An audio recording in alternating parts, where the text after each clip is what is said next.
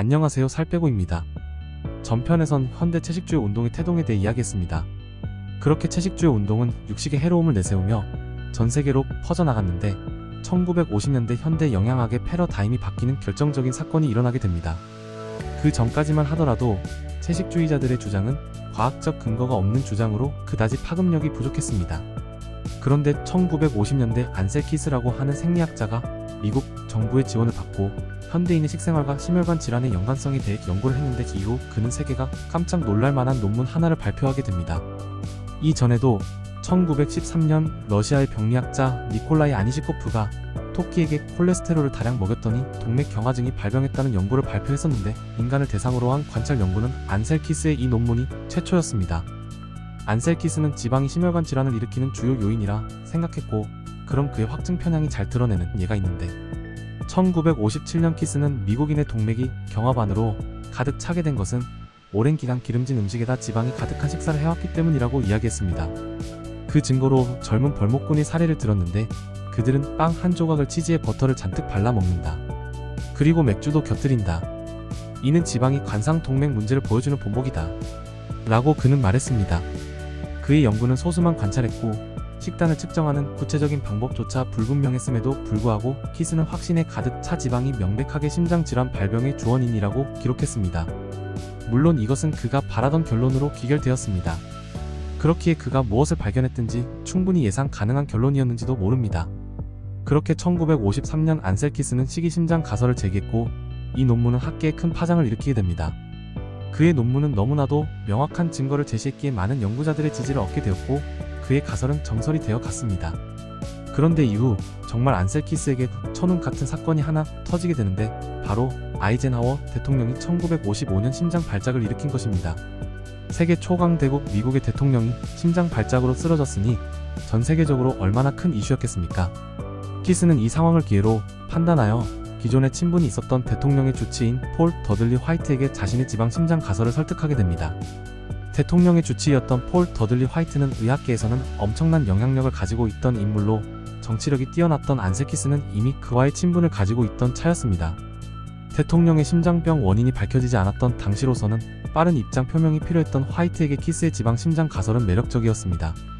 화이트는 아이젠하워의 심장 발작이 있던 다음날 바로 기자회견을 열어 미국 국민들에게 심장 질환에 대한 명확하고 권위 있는 설명과 함께 이를 피하기 위한 예방적 조치 금연, 금주, 포화지방과 콜레스테롤 섭취 줄이기에 대해 강의했습니다.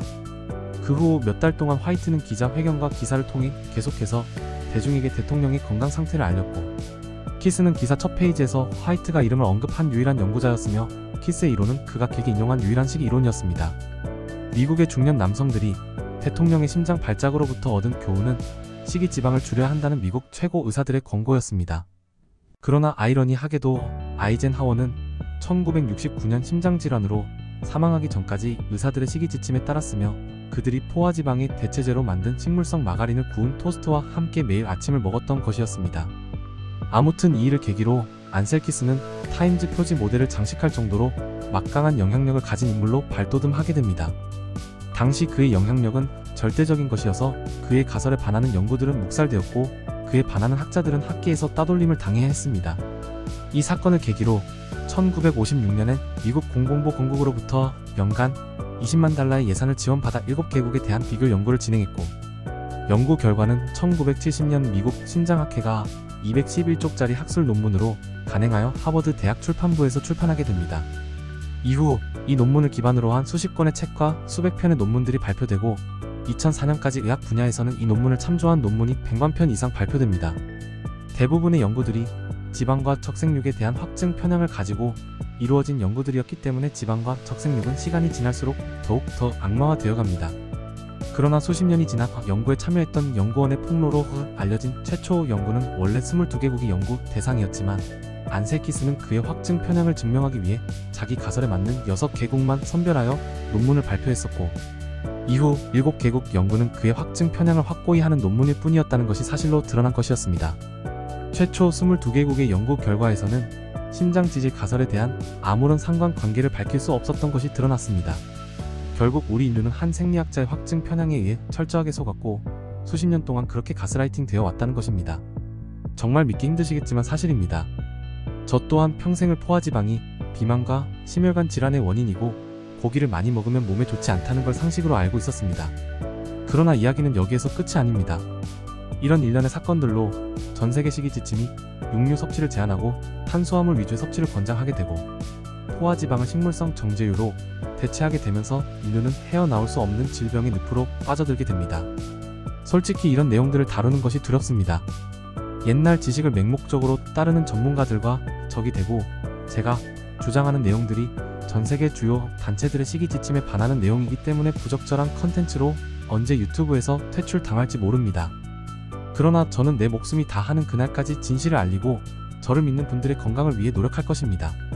그럼 저는 다음 영상에선 이런 일련의 사건들로 현대의 영양학과 식품 가공업이 어떻게 발전해 왔는가에 대해 이야기해 보도록 하겠습니다.